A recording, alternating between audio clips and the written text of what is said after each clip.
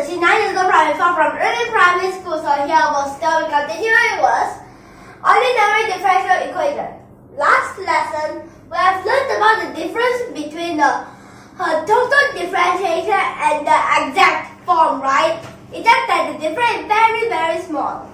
So now, we also learned about how for the exact form, how do we derive it, and how should we know whether can we use the exact form to solve the question? If this is equal to 0, can use the exact form to solve the question. If this is not 0, then you might have to use the other method, or it might not be able to solve. There's two possibilities if it's not equal to 0. So now, here, what's this name? Hannah? I didn't say it last time, right? So then, let me tell you now. This is called a discriminant. It's called a discriminant. So basically, that if this can have this discriminant, then it can you can use the exact form to solve it. But how to solve it? Maybe we'll learn it after a few lessons. Okay, and also how we so sure that last lesson how we so sure that these are equal? Because that we made the assumption that this part is we already found out what is it.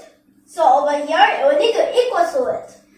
And plus, if I write the answer like this, of course, mark deducted.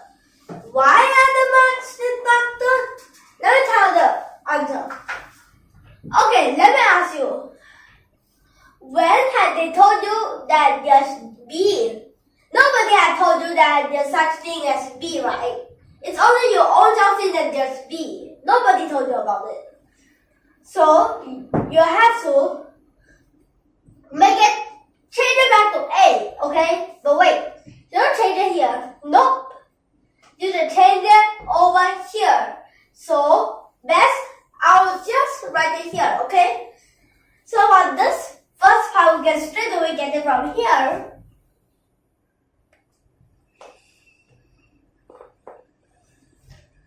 Here B becomes A.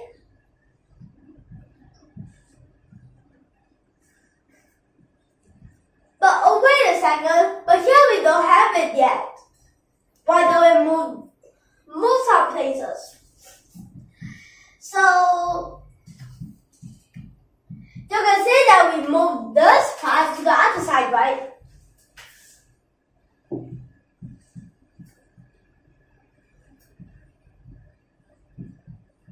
And then since that B1x is equal to A2x, so here is A2x prime.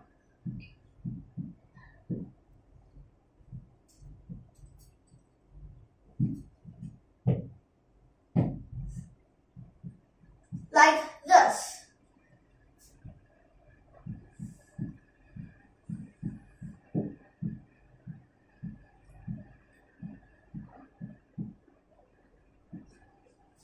So basically, actually, this should be the answer. Wait, how should I write it? Should I just write it like this?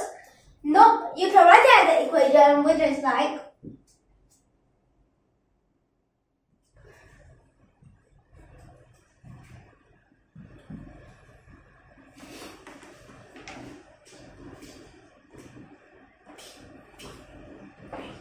oh, wait a second. Over here, we have D, so D. So here also D.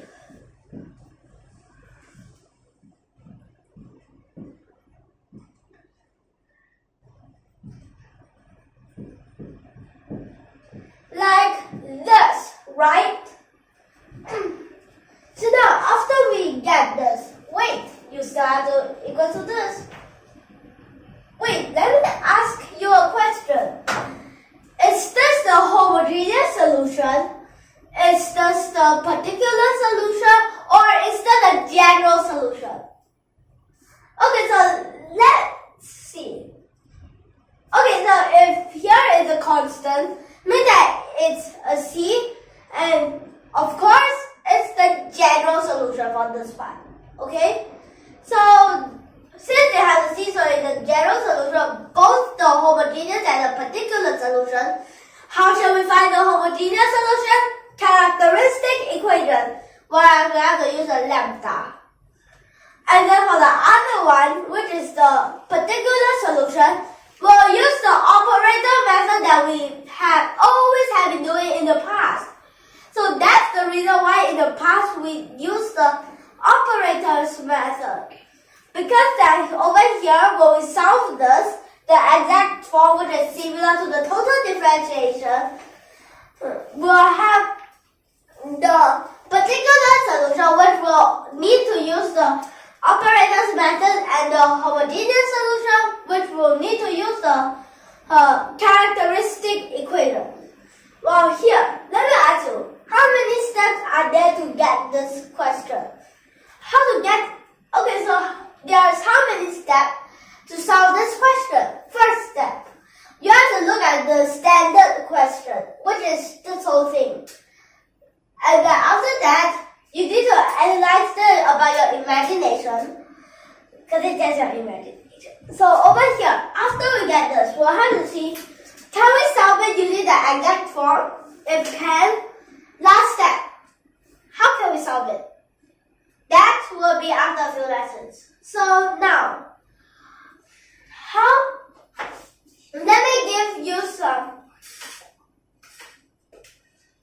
So let me just give you some examples, okay? So let's give you 2 examples. So the first one. Okay, so the examples I give are able to be solved by the exact equation. So that means that this discriminant is, okay, so basically it's equals to 0, okay? So now just randomly think of one. Just random.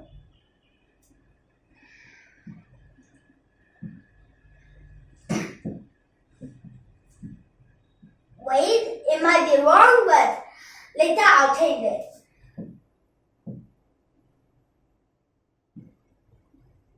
If I say like this, it's definitely not right, right? So now we'll have to see, how can we make this correct?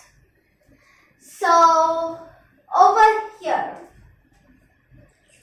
and plus, what does it equal to? Anything you can just take it as a new y.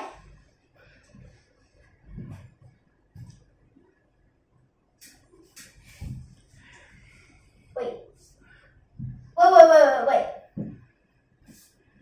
Here we have a y, and that equals to x. I just take it as x for here. Okay, this definitely cannot use the exact form, right?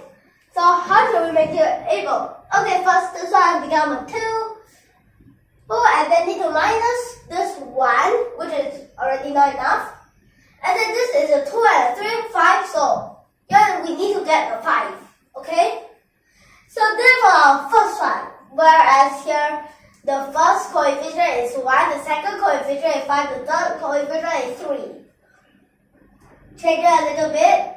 Actually, a lot of kinds of can even and plus. Wait a second. Okay, so let's first get this done.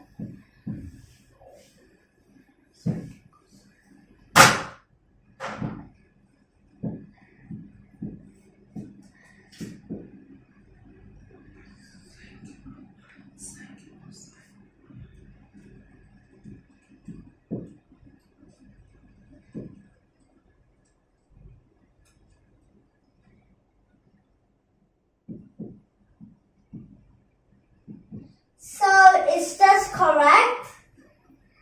Yeah, this is correct because that over here the 2 come down become 14 and then here is minus. So since it's a minus, so it becomes a 2. So perfect, 2. Sine, cosine, all these all can, and plus over here, and let me just tell you, if it's for the homogeneous, actually you have to use for the characteristic equation, you have to use the exponential substitution whereas it's the e to the power of lambda x or whatever. Therefore, the operator against the exponential substitution is just that you straight away x equals to e to the power of t. If you want to know how did that go, you can go to the past videos. So now, and here next time we'll still be continuing with stuff. If you like our video, don't forget to hit that subscribe button below and that like button below. Tune in for more, and thank you for your watching.